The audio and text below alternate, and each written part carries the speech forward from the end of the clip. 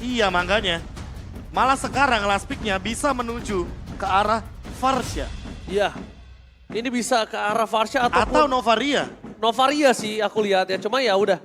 Mereka juga butuh badan untuk bisa menjaga ke arah Hayabusa. Kita bakal melihat Iya. apa yang akan terjadi kali ini. Karena cukup penasaran sih aku. Ini flexnya ada 2 sih, Prof. Iya, Kaditanya juga flex. Dan itu dia, Uranus untuk Boots. Berarti kemungkinan untuk sekarang kita akan melihat Keyboy dengan editnya. Dan akan melawan Kufra. Bouncing Ball sedikit mengganggu onward. Hanya saja untuk lini depan kita tahu sendiri bahwa Uranus sangat kuat untuk menahan gempuran dari fire missile-nya X-Borg. Tapi kalau misalkan untuk teamfight, wah Kaditanya sih yang bakal jadi penentu. Siapa yang bakal di-dash oleh Suns? Tapi ini Apakah semua- akan ada sandwich gaming lagi, Cimomo? Ini kayaknya seakan-akan Onyx mereka cuma memberikan distraction aja biar semua resource skill yang dimiliki sama orang ini keluar ke arah Keyboy dan juga Boots. Sisanya mereka akan ngasih space yang cukup banyak ke arah cewek dan juga Haya nantinya. Iya. Dari seorang Kairi untuk memberikan damage dealing yang bisa melumat pemain-pemain dari Aura. Nah, tinggal Kabukinya. Purify ini Itu kayak wajib dia. banget sih. Ada Onward, ada Breath of the Ocean juga. Dan ingat, ini adalah edit Kadita combo. Jadi nggak cuma eksplorasi combo. Ini jatuhnya combo triangle dari Onyx-nya. bahkan cewek juga bawa Purify. Alright, kali ini akankah dendam terbalaskan atau bahkan Aura akan mendominasi kembali? Dan mari kita masuk ke Lane of Dawn. Berikan tepuk tangannya Ebel Arena. Let's go. Misi balas dendam Onyx. Apakah akan terjadi di game pertama kita di match kedua? Karena kita udah melihat pergerakan dari Keyboy yang sudah mulai mengganggu ke arah Fan. Namun Hai berhasil untuk mengcover hal tersebut. Tidak akan terlalu memberikan space banyak ke arah seorang Keyboy. Iya, jadi early game-nya benar-benar lebih safe, lebih secure juga untuk kedua belah tim. Aura Fire memaksimalkan 2 orang langsung, mid laner dan EXP lane. Di bagian XP juga, dan untuk sekarang bahkan coba untuk melakukan engage di early game. Namun ingat, early game benar-benar Onyx harus lebih mencoba untuk mengedepankan rotasi. Karena kalau misalkan mereka kalah rotasi sedikit aja, bakal jadi bahaya. Wow, ternyata akan Kastin akan menjadi first blood. Walasit dan first blood di tangan dari Gila Suns. Suns dengan Breath of the Ocean, Petrify pun sudah digunakan. Apalagi dengan emblemnya, dia bawa Lethal Ignition. Jadi dia bakal punya yang namanya Adaptive Damage dalam efek burn. Dan Kairi itu pun tadi belum Shadow Kill loh. Ingat, ini yang paling penting. Iya. Kairi ganking belum menggunakan Shadow Kill-nya dan dia juga menggunakan Lethal Ignition. Ya dan bahkan mungkin sih tidak expect kalau Keyboy ternyata tidak melakukan recall. Hampir saja didapatkan tapi shadow kill-nya berkeluar seperti kata Profesor KB terhormat. Ya. Scene-nya diganyang untuk kedua kali, dimakan, ditelan bulat-bulat. Bahkan para pasukan dari Onyx, mereka kali ini yang melakukan dominasi di arah laning-nya. Jungle-nya juga dimakan satu persatu. Dan ini akan ada terjadi perebutan harusnya antara Fan dan juga Kairi. Nah, sementara dengan adanya objektif turtle yang sudah mulai muncul, Boots sudah mulai bergerak juga melakukan cutting sehingga memberikan distraction dan membuka map untuk pemain-pemain dari Onyx. Sementara Keyboy masih dengan tugas yang sama. Meskipun dia belum dapetin Primal War, tapi keberadaannya sangat amat mengganggu pemain-pemain dari Aura. Oke, ini dia. Objektif netral yang mungkin tadi disebutkan, tapi lihat Rough Wave menutup hari dari sosok Sora Hai. Bakal coba dihilangkan begitu saja. Fan masih coba untuk menahan retribution-nya. Tidak mau terlalu terburu-buru dan bahkan di depan sana. Akhirnya didapatkan tanpa ada retribution, tapi Keyboy membuat sosok Fan ini kesulitan untuk bisa masuk ke dalam turtle. Dan biasanya dengan adanya Sora Hayabusa, perebutan di turtle yang pertama mungkin tidak diuntungkan oleh Sora Hayabusa, tapi ini berbanding terbalik, Profesor. Aku lebih fokus ke arah rotasinya Kairi tadi.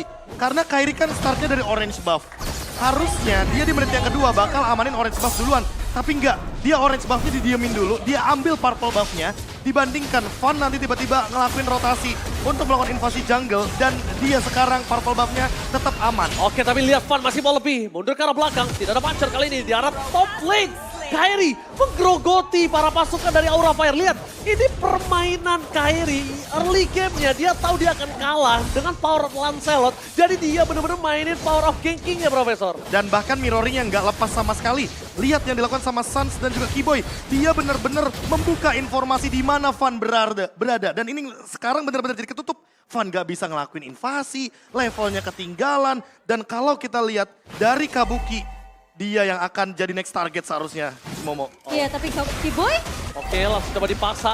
Dengan adanya onward dikeluarkan Kabuki masih coba untuk bertahan. Tapi high standby position Suns. Lihat, dia ngebuka badannya aja Momo-chan. Dia nunjukin kehadirannya. Dia membuat presence-nya sangat menakutkan di belakang sana. seakan-akan jadi ancaman ya. Iya. Padahal belum tentu jadi Dia cuma, ancaman. Dia cuma, hai. Iya. Dia cuma high karena dia high.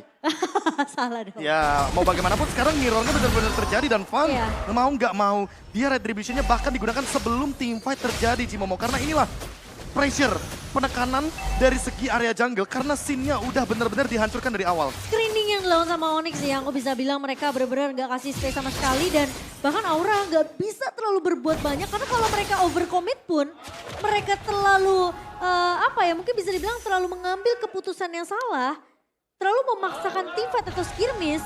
Ini malah seakan-akan Onyx yang berhasil baitnya terjadi gitu loh Ya untuk bahkan Aura Fire. kayaknya Onyx nggak mau skirmish, dia cuma kayak mau nukerin skill-skill aja. Mereka cuma mau barter aja skillnya. Lihat, flicker keluar udah. Mereka disengage. Udah dia disengage kenapa? Karena yang akan dituju adalah turtle-nya. Lihat cewek di pasar Rafe menutup high kembali.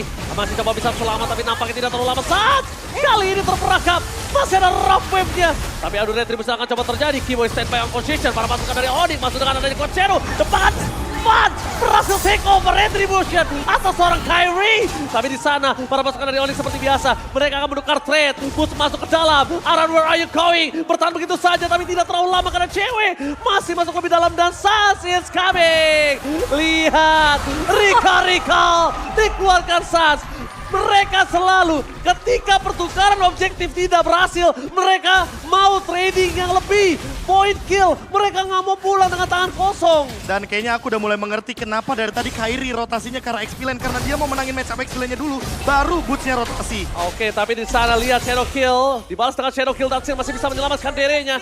Berbat darah terakhir, sekaratnya maut. Tapi Boots lagi-lagi menjadi tembok sangat besar untuk Fan bisa masuk ke dalam backline dari Onyx. Fan kali ini dengan Lancelot-nya yang dilihat akan dibuat garuk-garuk. Kenapa? Karena biasanya dia pakai Lancelot walaupun under sedikit. Itu nggak masalah. Masih bisa dikejar dengan farming dual lane. Iya, dan banget Suns. Wow, hampir saja Momo-chan. Hampir. Masih bisa survive. Tapi Boots, ini kayak seakan-akan semua pemain dari Onyx mereka punya misinya mereka masing-masing gitu. Ya, karena balik lagi Boots cuma jalanin landingnya aja, dipotong sebanyak mungkin biar Aura Fire perlu mengurus satu landing pentingnya. Dan buat sekarang Fire Missile nggak bakal bisa berimpact banyak sebelum nantinya mungkin Dominance Ice atau bahkan si Halberd dimilikin sama Aran. Boots bener-bener powerful banget di lini depan, apalagi kalau seandainya nanti Oracle-nya udah ready. Dan untuk sekarang Suns, dia tanpa ultimate aja masih ngecamp hanya untuk mencari informasi sebanyak mungkin di mana Aura Fire berada. Alright, tapi lihat berhasil mendapatkan Kiboy ditangkap begitu saja. Dan bahkan di depan sana, Hai akan coba ditelan bulat-bulat. Lagi-lagi Suns menenggelamkan roamer dari Aura Fire. Sang naga ditarik mundur, konsel game terjadi, Plastik duet, Frost Kabuki. Nampaknya bisa untuk memaksakan team fight. Kiboy Sakaratul Maut dan juga cewek. Hampir saja terpikul, tapi damage yang masih belum cukup untuk bisa menumbangkan Onyx dengan dominasi 0-8. Aura Fire belum pecah telur. Ini Suns sudah kayak satpam sih jagain di depan. Gak boleh ada yang lewat. Dia yang malangin semua pemain-pemain dari Aura Fire.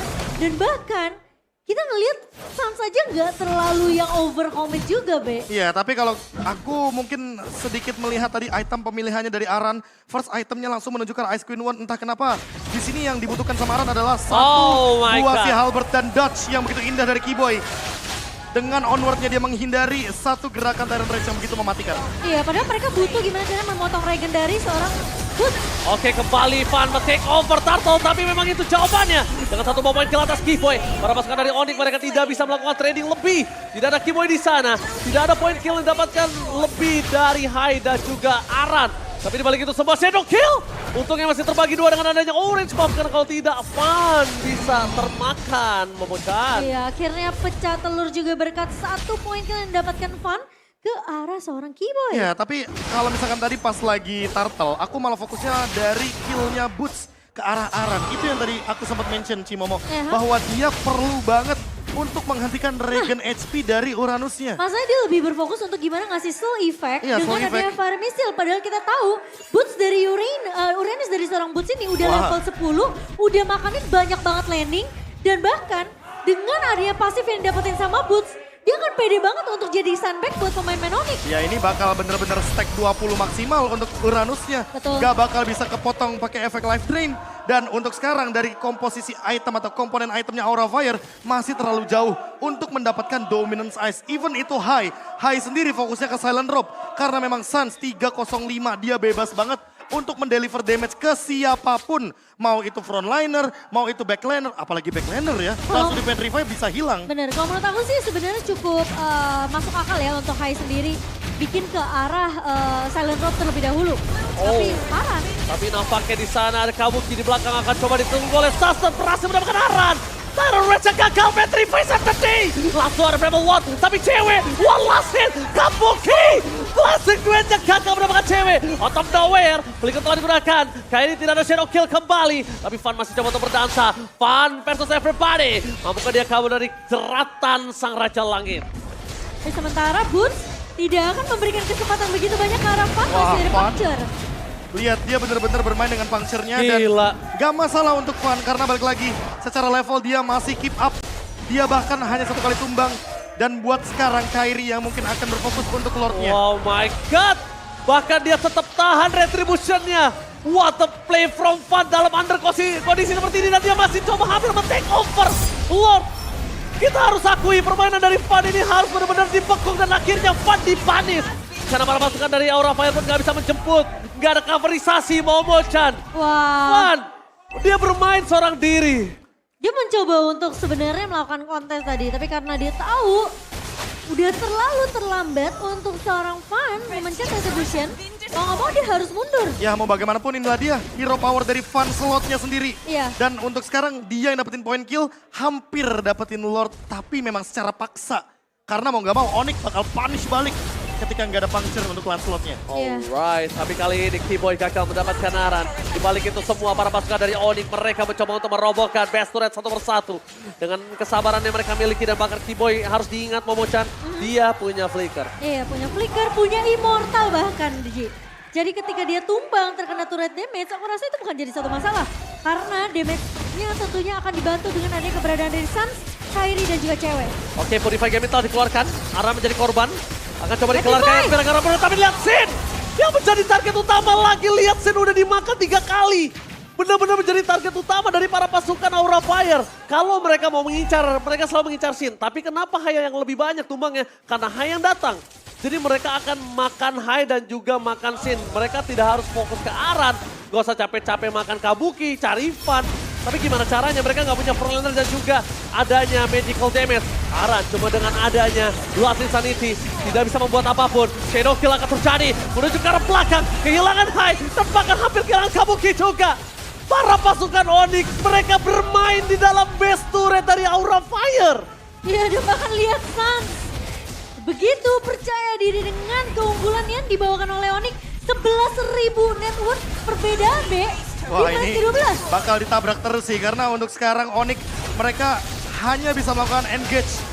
Kalau Aura Fire keluar mereka bakal dimakan. Serba salah juga dan menunggu Lord masih lumayan lama. Jadi mereka mau punish terus pemain dari Aura Fire. Oh, cewek. God, Fan hampir saja dimakan bersama dengan cewek kali ini. Suns harus mundur mau tidak mau. Tapi lihat, cewek udah kuat kembali Momo-chan. Sebelum itu, para pasukan dari Onyx mereka mencoba divide. Remo Wolf dikeluarkan, Keyboy. Oh, hanya jaga-jaga nampaknya. Iya, dia mau tambahan shield biar setidaknya dia nggak tumpang secara instan oleh damage yang udah mulai berasa juga nih dari Aura Fire. Masalahnya sampai sekarang masih belum ada efek Dominance Ice Halberd atau bahkan Iya, Necklace Be. of Durance. Gak ada yang menghentikan Regen dari sang sandbag Boots. Lihat Bootsnya di depan, Wah. cuma pakai Ionic Age ya kan. Udah dia bakal full senyum banget sih. Dia cuma- Nerima semua damage, Aha. dia full dari stack 20-nya. Iya. Regennya akan selalu bertambah karena sesaat lagi dia bakal level 15. Dia nggak tumbang, ya kan? Dia cuma perlu mempertahankan stack yang dia punya. Gimana mau ditumbangin, gak ada yang Gak bisa ada, Be. menghentikan regennya dia. Gak ada yang motong, gak ada yang motong. Wah ini berat banget untuk Aura Fire. Dan Onyx inilah yang mereka inginkan. Team fight di luar area high ground.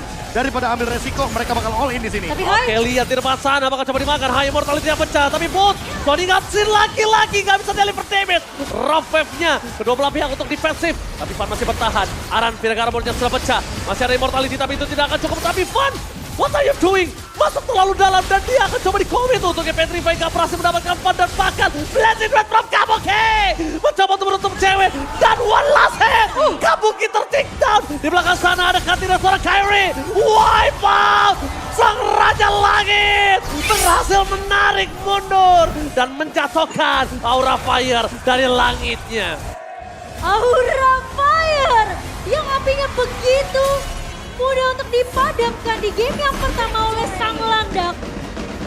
Hanya bisa mendapatkan 2 poin kill dan menurut aku sebenarnya Onyx tidak terlalu yang mendominasi banget di game pertama. Iya, early game yang slow tempo. Slow banget, Beb. Mereka juga geraknya ke XP lane bukan ke gold lane. Padahal kalau kita berkaca dari key to victory, Onyx mungkin harus menekan ke arah Kabuki. Tapi bukan Kabukinya doang. Sin yang nggak main, nggak ada magic damage. Kabuki juga damage-nya jadi nanggung, bukan damage eksekutor.